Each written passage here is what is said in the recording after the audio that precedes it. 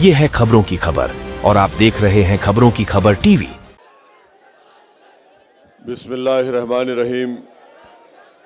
अस्सलाम वालेकुम व रहमतुल्लाहि व बरकातहू। मोअज़्ज़िज़ हाज़रीन कराम, बुज़ुर्गान कौम और मिल्लत, मेरी इज़्ज़तदार माँ और बहनों, गयूर नौजवान साथियों, शहनशीन पर तशरीफ़ फरमा मोहतरम जनाब इम्तियाज़ जलील साहब, रुकने पार्लिमान औरंगाबाद वो सदर महाराष्ट्र मजलिस इत्तेहादुल मुस्लिमीन, मोहतरम जनाब डॉक्टर गफ्फार क़ादरी साहब, वर्किंग प्रेसिडेंट मजलिस इत्तेहादुल मुस्लिमीन महाराष्ट्र, बिहार से तशरीफ़ लाए बिहार प्रदेश के मजलिस इत्तेहादुल मुस्लिमीन के सदर वो रुकन असम्बली मोहतरम जनाब अख्तरुल ईमान साहब, इंजीनियर आफ्ताब साहब जो बिहार के मजलिस इत्तेहादुल मुस्लिमीन के मोतमद उमूमी है,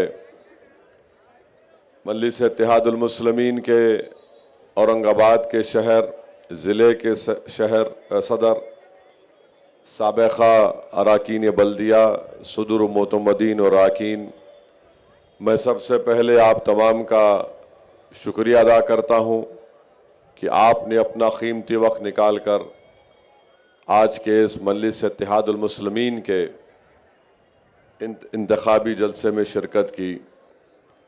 मेरे अज़ीज़ दोस्तों और बुज़ुर्गों, मैं जब बिहार में इंतखाबी मुहिम के लिए गया था मेरे भाई मोहतरम जनाब अख्तरुल ईमान के लिए, तो अख्तरुल ईमान साहब की तकारीर बड़े ही बसीरत अफरोज़ होती है और अख्तरुल ईमान साहब की तकारीर में वो हमेशा एक शेर अपनी तकरीर के शुरुआत में कहते थे या तकरीर के अख्ताम पर कहते थे।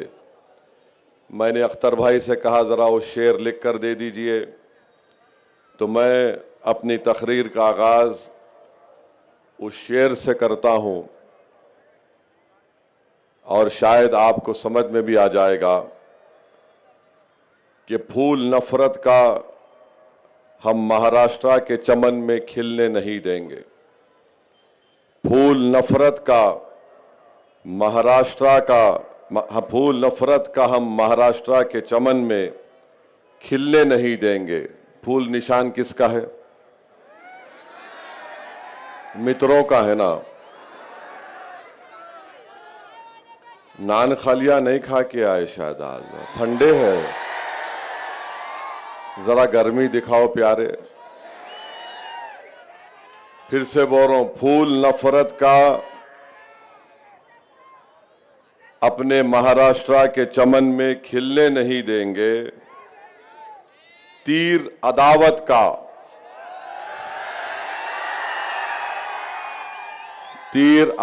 का और मशाल की आग का अपनी बस्तियों में चलने नहीं देंगे। औरंगाबाद के नौजवानों ने खाई है ये कसम, औरंगाबाद की मां और बहनों ने खाई है ये कसम, दलालों को नेता कभी हम बनने नहीं देंगे। फिर से बोलूं, समझ गए? फूल का जिक्र हो गया, तीर का जिक्र हो गया, मशाल की आग का जिक्र हो गया, औरंगाबाद के गयूर नौजवानों का, इज्जतदार मां और बहनों का जिक्र हो गया और दलालों का भी जिक्र हो गया। तो चारों का जिक्र हो गया। तो मेरे अजीज दोस्तों और बुजुर्गों, आपने अभी इम्तियाज जलील साहब से सुना कि महाराष्ट्र के में 48 लोकसभा की सीटें हैं और 48 में से 2 शिवसेना, 2 राष्ट्रवादी, एक चिचा की, एक भतीजे की और एक आदि कांग्रेस, इन 48 में से इन्होंने किसी भी मुस्लिम अक़लियत को टिकट नहीं दिया। अब रहा सवाल नरेंद्र मोदी का, वो तो अब एक अजीब जबान में बात कर रहे हैं। तो 48 में से 2 राष्ट्रवादी चिचा भतीजे की, 2 शिवसेना, एक तीर अदावत का, एक मशाल जिसमें आग है, और आदि कांग्रेस, एक को भी नहीं दिए। और ये मैं नहीं कह रहा हूं, बल्कि उन्हीं के इंडिया अलायंस के लोग कह रहे हैं कि महाराष्ट्र में 1 करोड़ मुसलमान है और एक को भी टिकट नहीं दिए। ये बात आपको सोचना है, औरंगाबाद की आवाम को, कि जो पार्टी 48 में से 1 को टिकट नहीं दे सकती, वो किस बुनियाद पर औरंगाबाद को आकर कह रही है कि इम्तियाज जलील को हराओ। किस बुनियाद पर वो आकर कह रहे हैं कि इम्तियाज जलील दोबारा यहां से कामयाब ना हो। मैं आपके दरमियान में खड़े होकर कह रहा हूं कि 30 साल के एक लंबे अरसे के बाद आपका इत्तेहाद, आपका सियासी शऊर, आपकी मेहनत और आपकी इज्जत नफ्स ने, जो आपने मुत्तहिदा अपने के कोर्ट का इस्तेमाल मजलिस इत्तेहादुल मुस्लिमीन के लिए इस्तेमाल किया, 30 साल के बाद इम्तियाज जलील कामयाब हुआ। तो ये तमाम एक हो गए, 2 शिवसेना, 2 राष्ट्रवादी, बीजेपी और आदि कांग्रेस के 48 में क्या रिजल्ट आता 47 में परवाह नहीं, मगर यहां से इम्तियाज जलील नहीं जीतना। तो मालूम हुआ कि सबका एक ही मकसद है कि महाराष्ट्र के सब चुनाव एक तरफ, मगर औरंगाबाद से इम्तियाज जलील कामयाब ना हो। तो मेरी आपसे गुजारिश है कि जब दुश्मन और मुखालिफ ताकतें मुत्तहिद हो चुकी हैं कि आपको कामयाबी से रोका जाए। इम्तियाज जलील एक शख्सियत नहीं है, इम्तियाज जलील एक नाम है, मगर वो इम्तियाज जलील आप तमाम हैं। आपके हर घर में इम्तियाज जलील है, आपके सामने आपका बेटा इम्तियाज जलील है, आपके सामने हर वो शख्स जो नफरत को मिटाना चाहता है औरंगाबाद से, वो इम्तियाज जलील है। हर वो शख्स जो हिंदू मुस्लिम इत्तेहाद को मजबूत करना चाहता, वो इम्तियाज जलील है। जो दलितों को जुल्म से बचाना चाहता, वो इम्तियाज जलील है। जो दंगरों को उनका मुकाम दिलाना चाहता, वो इम्तियाज जलील है। जो मराठाओं को उनका इंसाफ दिलाना चाहता, वो इम्तियाज जलील है। बताओ, इन औरंगाबाद में इन सब को लेकर चलने वाले का अगर कोई नाम है तो इम्तियाज जलील है। और ये तमाम पार्टियां ये नहीं चाहती कि इम्तियाज जलील कामयाब हो जाए। तो मेरी आपसे गुजारिश है कि इस बार भी 13 मई के दिन आपको अपना एक एक वोट का सही इस्तेमाल करना है। पतंग के निशान पर बटन दबाना है, तीर अदावत का आग जो मशाल में है, इनको शिकस्त देना है। और आपने जो तारीख बनाई थी, उस तारीखी सफर को आपको जारी और सारी रखना है। और चौथी बात यह है कि ये जो शिवसेना का उम्मीदवार क्या कहता था, 30 साल 21 साल एमपी था, कहता था क्या खान या बान, हाँ खान या बान। आप लोग मुत्तहिद हुए ना? आप लोग, आप में इत्तेहाद है? जोर से बोलो, इत्तेहाद है?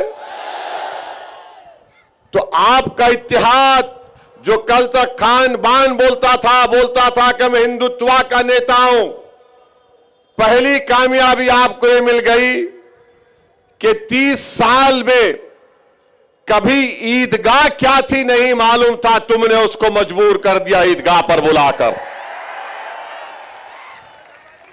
ईदगाह पर आया नहीं आया। अब आपका सियासी शऊर इतना बढ़ गया कि आप वो जान चुके कि अब औरंगाबाद की आवाम एक बार इत्तेहाद की ताकत को महसूस कर ली। अब वो इम्तियाज जलील को दोबारा कामयाब करेंगे। तो उसने क्या किया? उद्धव ठाकरे ने कहा, तू अपनी जबान से बोल। क्या बोल? मस्जिद में जाकर जो नमाज पढ़ते उनका दिल अच्छा रहता।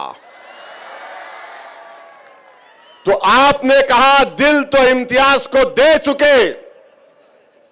तो उसने कहा कि जो लोग नमाज मस्जिद के पास आके पढ़ के फूंकते, बोला ना, पढ़ के फूंकते, खैरे मैं अभी यहां पे हिजबुल बहरतल कुर्सी पढ़ के फूंका हूं।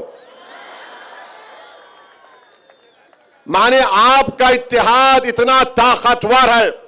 मैं आपके सियासी शऊर को सलाम करता हूं कि जो खान बान कहता था, हिंदुत्व का नेता अपने आप को कहता था, जिसने 21 साल में कभी औरंगाबाद के दलितों के लिए, धनगरों के लिए, मराठाओं के लिए, मुस्लिम अकलियत के लिए, ईसाइयों के लिए, सिखों के लिए कोई काम नहीं किया, आज वो मजबूर है इसलिए कि खैरे जानता है उसका आखिरी इलेक्शन 2019 में हो गया। अब यहां से सिर्फ वापसी होने वाली है।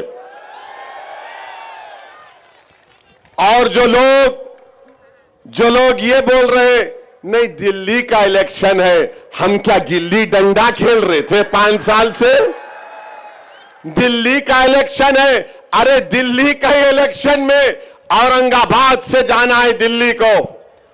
क्या बताओ उद्धव ठाकरे, तुमने ट्रिपल तलाक के कानून की तायीद की नहीं? तायीद की? तुमने CAA कानून की तायीद की? तुमने UAPA कानून की तायीद की? और UAPA का कानून पूरी दुनिया का दहशतगर्दी का सबसे बदतरीन कानून उद्धव ठाकरे ने तायीद की। ट्रिपल तलाक का कानून शिवसेना ने, उद्धव ठाकरे ने तायीद की। और ऐसा कानून जो हमारे मुस्लिम महिलाओं के लिए नाइंसाफी का बाइस बन गया। CAA का कानून तायीद किए। किसने उस कानून को? मोदी के 303 MPओं के सामने खड़े होकर कहा, ए मोदी, तेरा यह काला कानून हम उसको फाड़ते हैं, नहीं मानते हैं उसको। उद्धव ठाकरे ने तायीद की। अच्छा, खैरे बोलते मस्जिद की बड़ी तारीफ कर रहा खैरे, तो बोल खैरे, मैं पूरी आवाम की तरफ से बोल रहा हूं, 6 दिसंबर तूने गुनाह किया था या नहीं किया था? बोल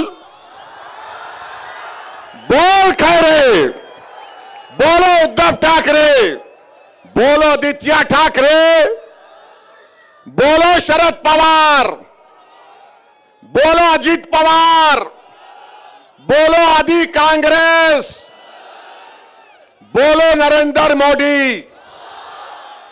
मैं इम्तियाज जलील भारत की पार्लियामेंट में खड़े होकर असदुद्दीन अवैसी ने कहा था, बाबरी मस्जिद जिंदाबाद, बाबरी मस्जिद जिंदाबाद, बाबरी मस्जिद जिंदाबाद। ये फर्क है, ये फर्क है। बोलो, मस्जिद के पास आकर बोल रहे, पढ़ के फूंकते, नमाज पढ़ लो। मेरे भाई 5 साल में इतना हो गया, आइंदा क्या क्या हो सकता सोचो आप। आइंदा क्या क्या हो सकता है, क्या हो सकता है आइंदा, क्या पड़ेगा, क्या पड़ेगा।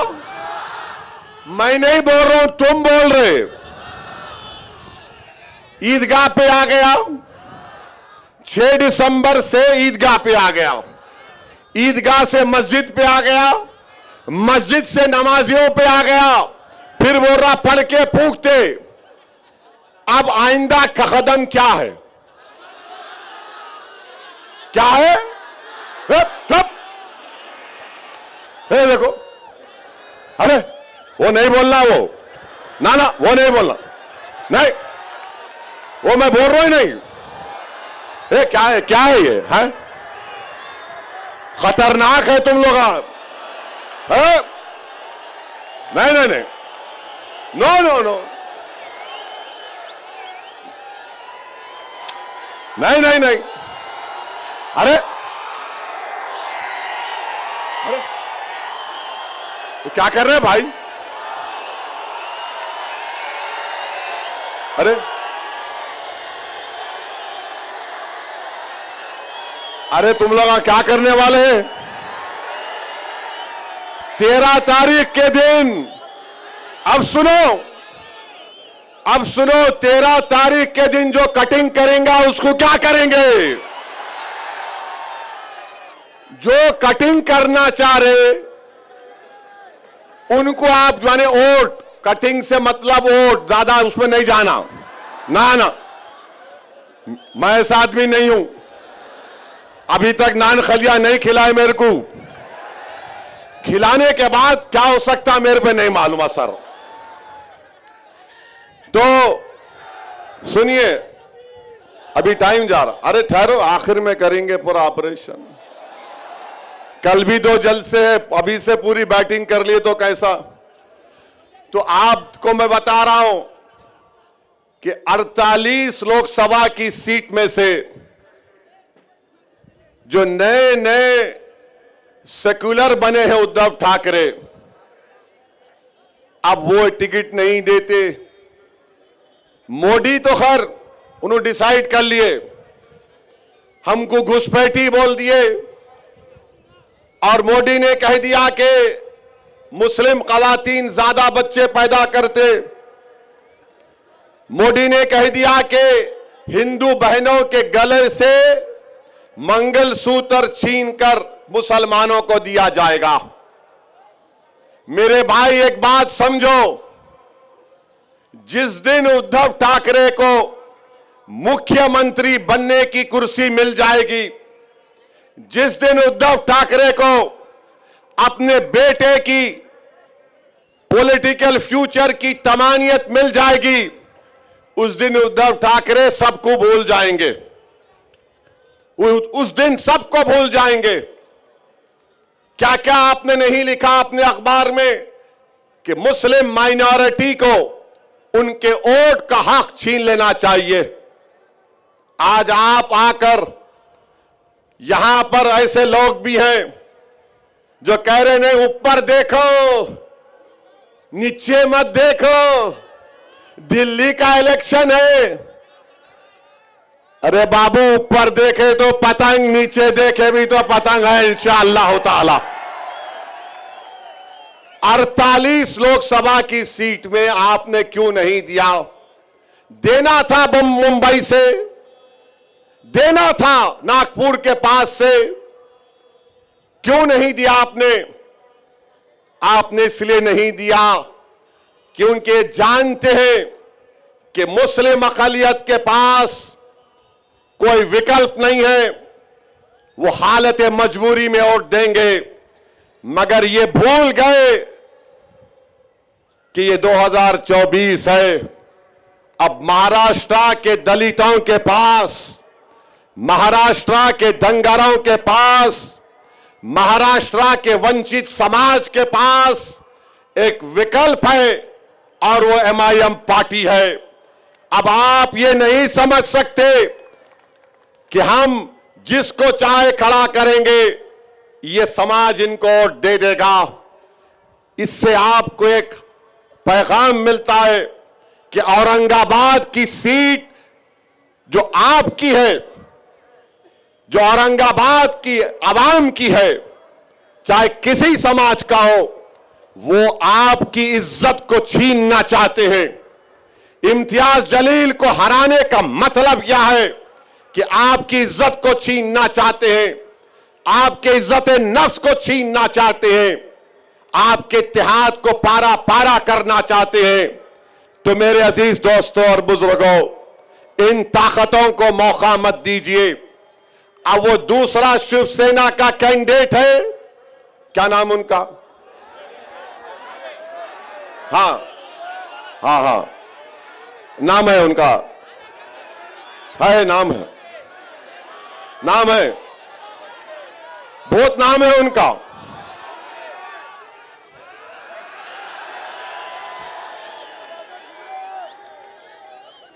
झूम रे भूम रे, झूम बराबर झूम। उन्होंने खुद जोक बनाते हैं उसके ऊपर। और मेरी नजर में मैं शराब को कुत्ते का पेशाब बोलता हूं। मेरा डेमोक्रेटिक राइट है मेरा।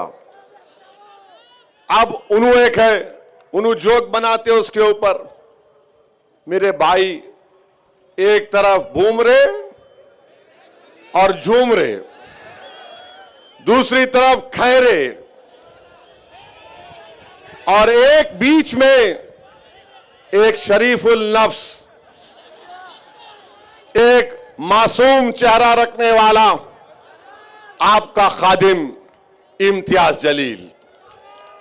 आप तीनों की तस्वीर को सामने रखो, बूमरे, खैरे और इम्तियाज जलील, और आपको पता चल जाएगा कि भाई इन दोनों को देखे तो डर लग रहा, इसको देखे तो अपना लग रहा। तो अपनों का साथ दो, देंगे ना आप लोग? 13 तारीख को पूरा एक होकर साथ देंगे ना आप लोग? और जो लोग कटिंग करने पे आए, मत करो, मत करो। मैं तुमसे अपील कर रहा हूं, मैं तुम्हारे अच्छे के लिए बोल रहा हूं। तारीख में तुम्हारा नाम खराब हरूफ में लिखा जाएगा। औरंगाबाद की जब सियासी तारीख लिखी जाएगी तो लोग तुम्हारे नाम को इज्जत से नहीं लेंगे। आप एक थे, एक हैं और एक रहेंगे इंशाअल्लाह ताला। लोग बार बार मीडिया के लोग सवाल करते कि भाई आप इंडी अलायंस में क्यों नहीं गए? 3 मर्तबा इम्तियाज जलील ने अवामी तौर पर स्टेटमेंट दे दिया कि हम लोग अगर बातचीत करेंगे तो हम तैयार हैं, मगर ये लोग बातचीत करने को भी तैयार नहीं थे। मैं आपको एक वाकया सुनाता हूं। एयरपोर्ट पर बैठा हुआ था मैं, आज से चंद दिन पहले मेरे बाजू एक बहुत बड़े इंडी अलायंस के नेता एयरपोर्ट पर देखे। मैं एयरपोर्ट की गेट के पास बैठा हुआ था, वो मेरे बाजू आकर बोले, बहुत बड़े नेता उनके, बोले ओवैसी साहब हाउ आर यू? मैं बोले कैसे है? अब मैं बोला ये कहां सुबह सुबह भला बैठूं? बोला साहब एयरपोर्ट जनता का है, पूछना क्या है, बैठो। आप लोग तो जहां नहीं बैठना वहां जाके बैठ गए। बोले क्या मतलब? मैं शिवसेना के बाजू बैठ गए।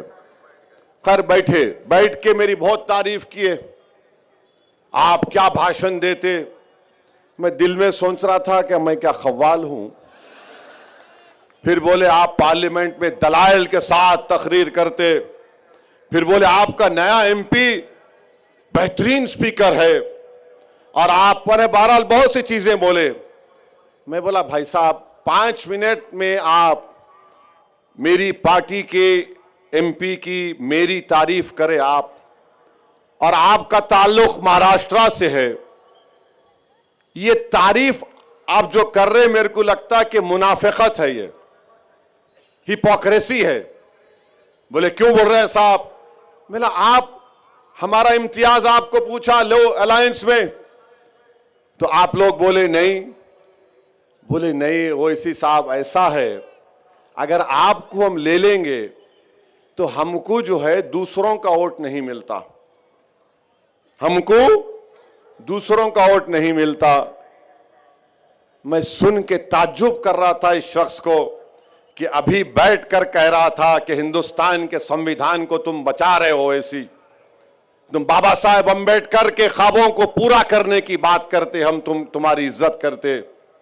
मैं सुन रहा था उनकी गुफ्तगू और कह रहे थे कि नहीं वोट नहीं मिलता है, वो फुला हो जाएगा। मुझे भी बड़ी तकलीफ हुई क्योंकि औरंगाबाद में तो इम्तियाज जलील को सबका वोट मिला। इम्तियाज जलील सिर्फ एक समुदाय का नेता तो नहीं है, इम्तियाज जलील को सबने कामयाब किया। खैर वो चले गए, मेरे दिमाग पर एक बोझ सा हो गया।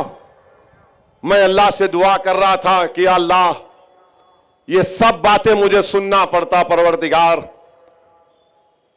तो उतने में मेरे पीछे से एक खातून और उनका बेटा उठकर आए और उस खातून ने कहा, बेटे असद।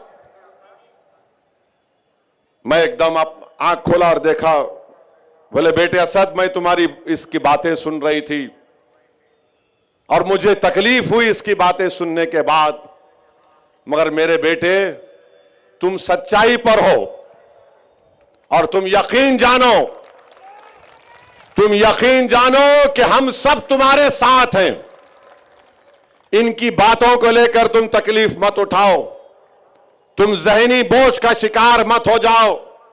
मैंने अपने बेटे से कहा कि अगर मैं मर भी जाऊंगी तो तुम असदुद्दीन ओवैसी का साथ नहीं छोड़ना।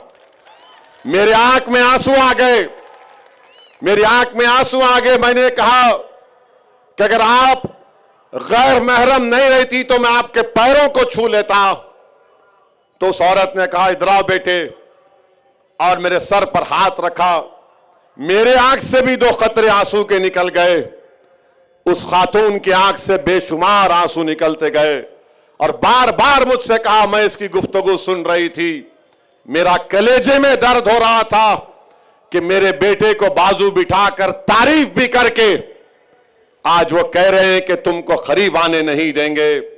मेरे भाई, जब कभी भी मैं औरंगाबाद को आता हूं और दौरे करता हूं, जिनका मेरा उनका कोई रिश्ता नहीं है, जिनको मैं पहचानता भी नहीं, और जब घरों से हमारी मां और बहनें रो रो कर कहती हैं, ऐसा कहती हैं कि तुम कामयाब हो गए, जब नौजवान कहता है कि भाई कुछ भी हो जाओ हम तुम्हारा साथ नहीं छोड़ेंगे, ज़ईफ लोग बुला बुला कर बोलते कि असदुद्दीन हस्बुनल्लाह नेमल वकील का विर्द करते रहो, तो खुदा की कसम मैं तुम्हारे दरमियान में खड़े होकर कह रहा हूं, मुझे किसी की जरूरत नहीं है, अल्लाह और तुम लोग काफी हो, अल्लाह और तुम लोग काफी हो। ये क्या कर लूंगा इन लोगों के पास जाकर, शायद मुझे शोहरत मिल जाए या कोई मंत्री या पोस्ट मिल जाए, मुझे नहीं चाहिए। मेरे भाई, तुम्हारे दिलों में अल्लाह ने मोहब्बत पैदा की, तुम्हारे आंख में आंसू आ जाते जब मजलिस का जिक्र होता। यही सबसे बड़ी दौलत है, यही सबसे बड़ी दौलत है, यही सबसे बड़ी नेमत है अल्लाह की।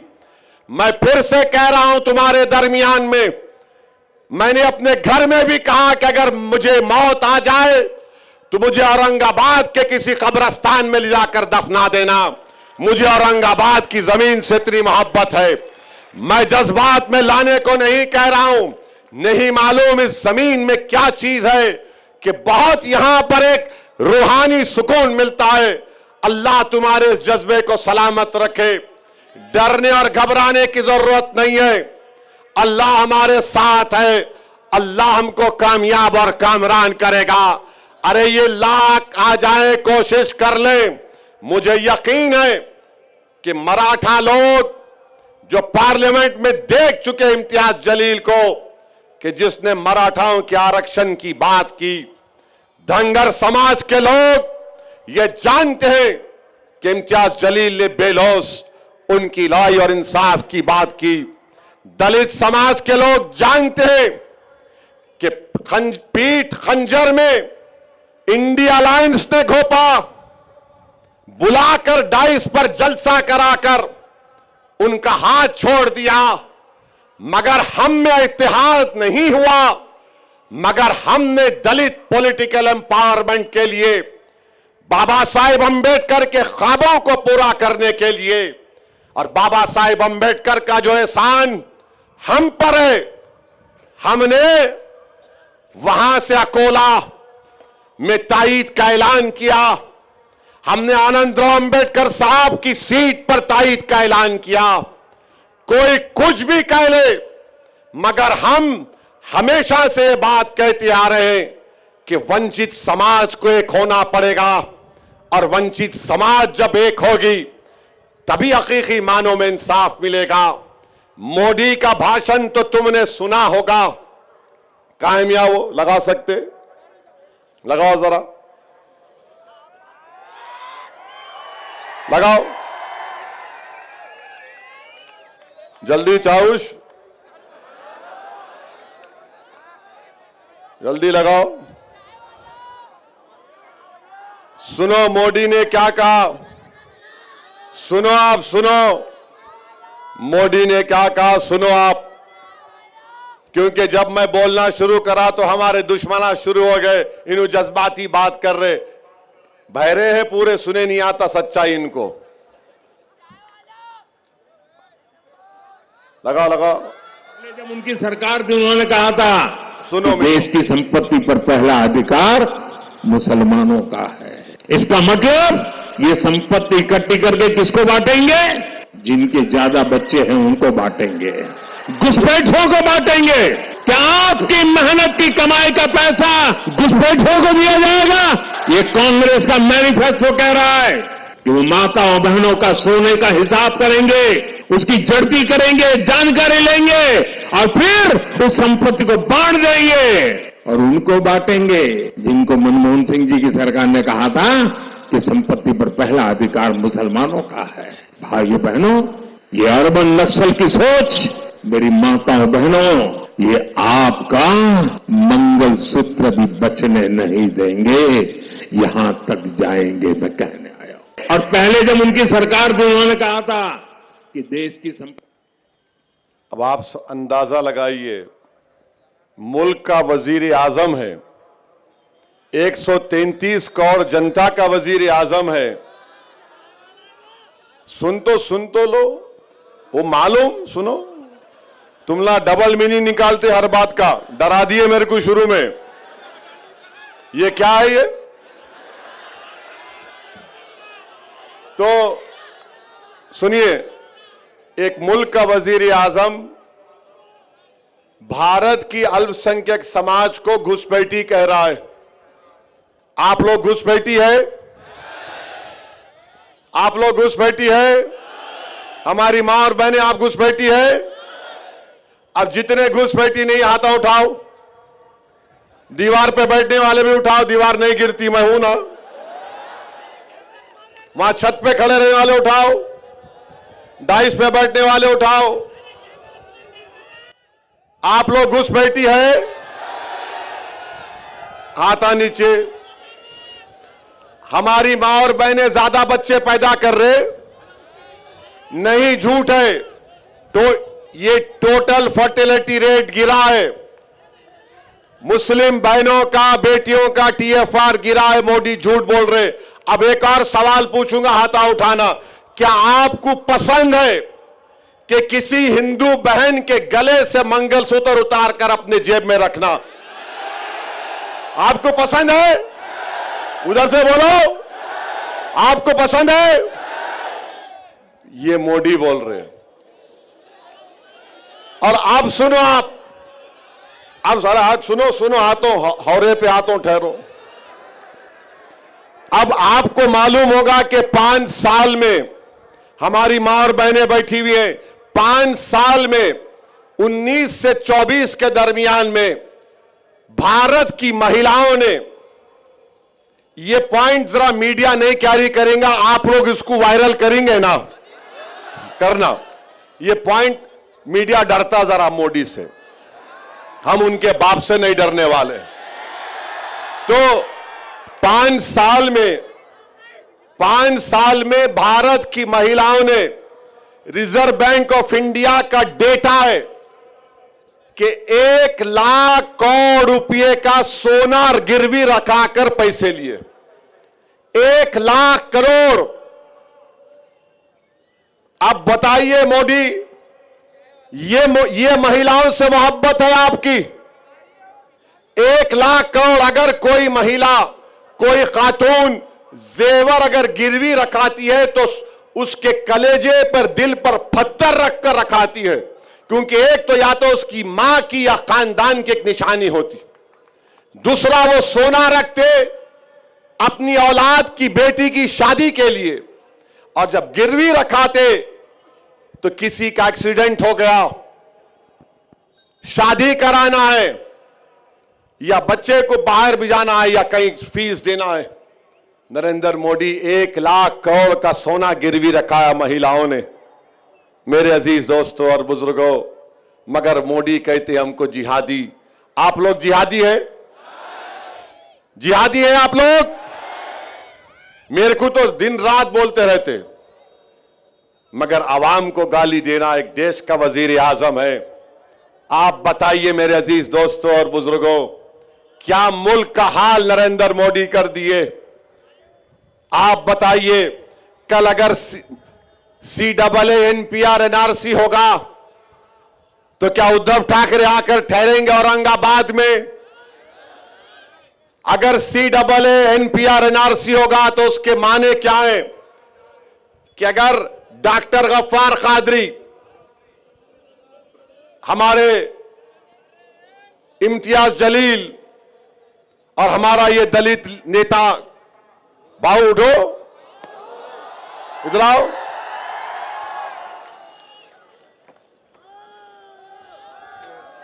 बहुत अच्छा है इन्हें। अगर इनका नाम, तीनों का, डॉक्टर साहब का नाम आ गया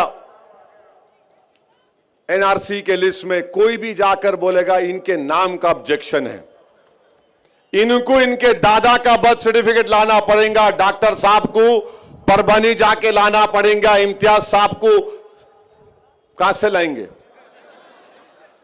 नहीं ला सकते। और अगर कल NPR NRC होगा औरंगाबाद की आवाम, तो क्या उद्धव ठाकरे आके खड़ेंगे? क्या ये दोनों चचा भतीजे आएंगे? कौन आएगा और कहेगा कि हम कानून को फाड़ते? किससे कागज पूछ रहा? पूछ। असदुद्दीन ओवैसी, इम्तियाज जलील आएंगे। CAA NPR के खिलाफ हमने कानून को फाड़ दिया था। मेरे भाई सोचो, इस बात को आपको सोचना है। 13 तारीख को जब वोट डालने जाएंगे, मेरी इन तमाम बातों पर गौर करिए। और ये जो देशभक्ति की बात ये RSS के लोग करते हैं, ये देशभक्ति की बात ये दोनों शिवसेना वाले करते हैं।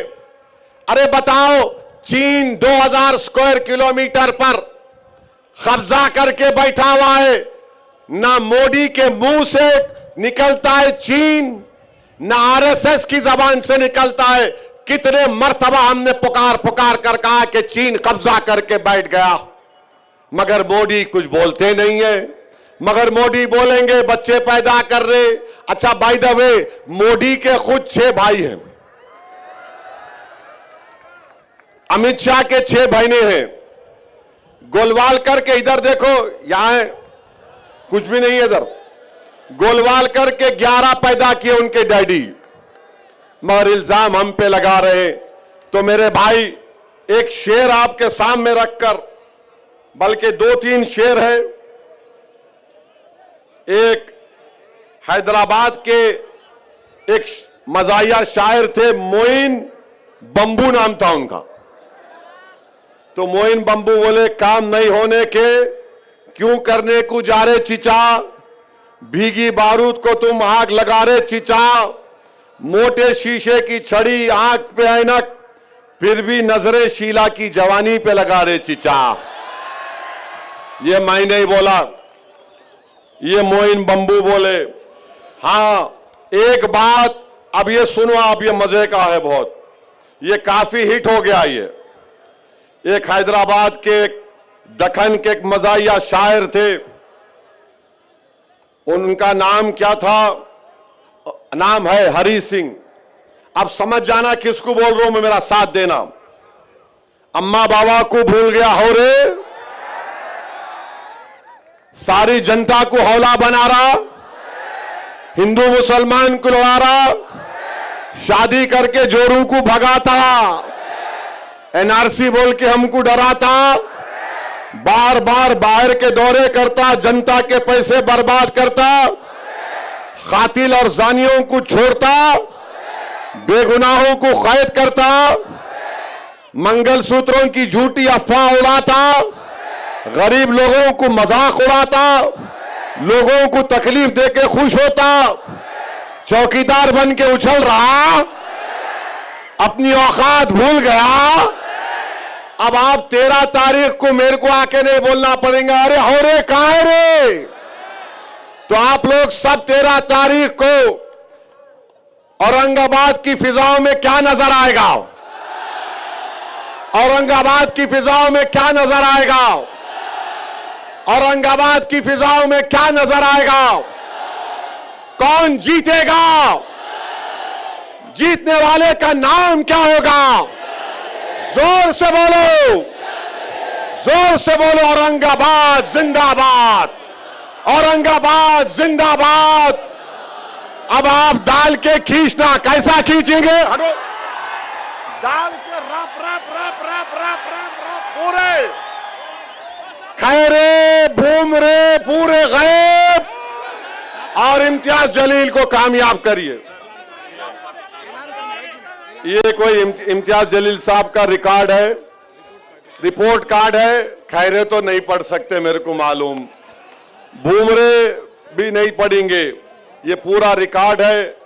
देखिए 5 साल में 1.5 साल तो कोविड था, इम्तियाज साहब के ये रिपोर्ट कार्ड है, इसका जरूर मुताला करिए।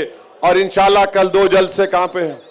एक वालूज में है, हाँ शाम में वालूज में इंशाल्लाह शाम में 5 बजे, और railway station Moinul Uloom school के ऊपर रात में 7 बजे से शुरू होगा इंशाल्लाह वो जलसा। सलाम वालेकुम। कीजिए कीजिए। 7 नंबर है, बोलिएगा। हाँ? बटन नंबर 7 है। बटन नंबर 7 है, और बटन नंबर 7 पे दबा के बटन दबाइए पतंग के ऊपर। सलाम वालेकुम। हाँ हो गया, कितने बार करो? खींचो भाई, खींचो भाई, खींचो भाई, खींचो। मैं इधर से खैरे को खींच रहे, उधर से बूमरे को खींच रहे, अभी मोदी को भी खींच देंगे। बस चलिए।